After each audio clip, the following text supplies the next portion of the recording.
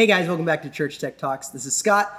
Today, Midas surprised us all and released something we've all been waiting for a really long time, which is a new personal monitor mix system called the DP48. Let's check it out. So the DP48 is a 48-channel personal monitor mixer. It has an SD card recorder, stereo ambience microphones, and it's remote powering, and this all works over AES 50.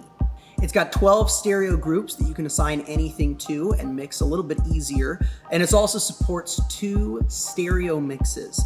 So when I first saw this, I thought it looked a lot like the Live Mix offering. Turns out I was right. And my only hesitation was that it seemed, or at least the Live Mix did when I used it, it was complicated. It was really complex. There's a lot of menus to get through. And I just kept thinking the whole time I was using it, man, if I give this to a musician or a singer that is not very techie, they're not gonna be able to use this thing. So when I saw the DP48, that was obviously my concern. So looking into it, I noticed that yes, it does have a lot of bells and whistles, and that's cool, but it's not cool if people can't use it. And so I wanted to go through this and see how usable is this thing and what are the features. So let's just go one by one through the list and see what it has. So we got dual 48-channel personal monitor mixer compatible with Midas personal monitoring system hubs. When I first saw that, I thought, awesome, this thing's gonna work with the P16D, and then I realized that might limit us to 16 channels, because that's what the P16D works on, Ultranet. So I wasn't quite sure how that was gonna function, and I thought maybe you were gonna need a new hub. More on that later. Then they say it's got 12 stereo groups, enabling rapid creation and balancing of personal mixes from fully configurable stem groups.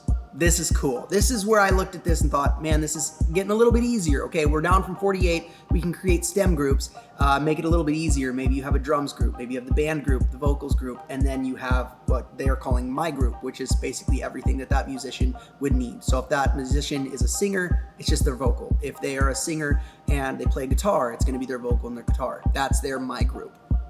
That is in addition to the 12. The dual mix feature allows independent control of 2 complete monitor mixes. Now that's just gonna allow these things to be more affordable. And the word is that this is probably gonna cost around $500 to $600. We'll see if that ends up being the case. But if it is, you're about $250 to $300 per musician. Now it doesn't always work out that cleanly. That's why I don't love these 2-in-1 mixes systems. But for positions like drums and bass, they're always gonna be pretty close to each other, be almost next to each other. Backup vocalists probably going to be next to each other. So these things could save you a lot of money, and it is a cheaper way for them to put these out. They've got a built-in stereo ambience mic, providing on-stage sound feed to remove sense of isolation with in-ear monitors. This is a big complaint I get from new musicians that aren't used to in-ear monitors. And that's exciting to see that they have this built in. You're gonna be able to mix it in, mix it out. More exciting is that it's not gonna take up channels on your console anymore. On the M32 and the X32, we only have 32 channels to work with. And those get eaten up quick when you have a full band. So having this built in is awesome. I see 2 more channels that I'm getting on my board, and I'm excited. We got studio quality reverb. That's cool. Again, I don't have to send that to one of my 16 channels on my P16s. I do it now. Sometimes we have the ability to send stereo. Sometimes it's just mono. Sometimes we don't have room at all on the P16 to send reverb. So that is going to be really cool that we're going to always have that reverb available. It's remotely powered via direct AES 50 connection from the Midas hubs, featuring power over Ethernet. So this is where I got a little confused because we don't know of any Midas hubs as of yet.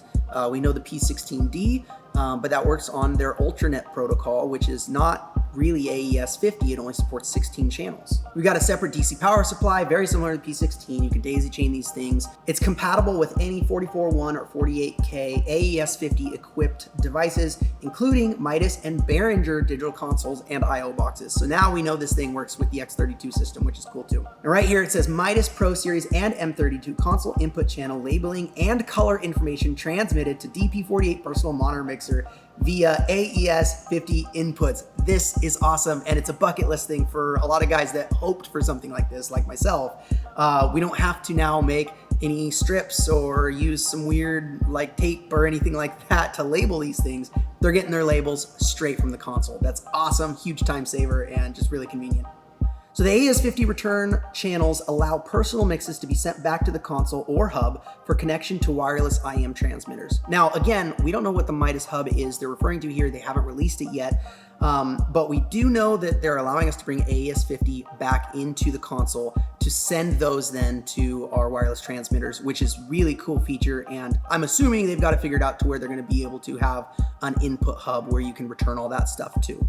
So that's pretty awesome. I've loved the idea of having a personal monitor on stage, but still allowing the musician to be untethered from that. They have remote operation up to 100 meters via screened Cat5 5E cable. That's pretty awesome. You can remote control these things, and remote setup and control of DP48 personal monitor mixer via Midas hubs, which is, again, pretty awesome. Full remote control of another DP48 when both connected to the same hub or used in a daisy chain configuration. This is great if you have one guy who's pretty techie on stage that wants to control it for another person who may not be as techie, may not know how to use it quite yet. It comes with a high contrast 2.4-inch color TFT display. That's small. It's kind of small, and it's TFT. The problem with TFTs is you get off axis and you can't see them very well. I don't think that'll be an issue with these. It's a personal monitor mixer. It's going to be right in front of you, so that's fine. You got analog stereo aux input for local click track. This is another cool thing that they added that I think is really awesome. Your drummer can plug right into this and you're gonna get a local click track. Now, what I'm hoping is that that local click track is available to all of the DP48s you have on that system. If not, then you're going to still have to use a DI to get it back to the console into a channel and use it as one of the 48s. But I'm assuming, we haven't seen it yet, but I'm assuming you're gonna be able to use that local click track with all your DP48s. And that's gonna save you another channel on your M32, X32. By my count, we've saved about 3 channels already just by switching to these things.